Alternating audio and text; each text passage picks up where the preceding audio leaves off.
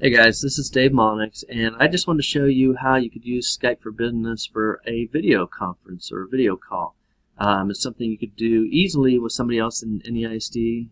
Outside of NEISD, there are a few other steps that you have to take, and there's also some audio settings you may have to play with, and I'm going to show that in other videos. But it's very simple. I can do a search for somebody, or I can just select somebody.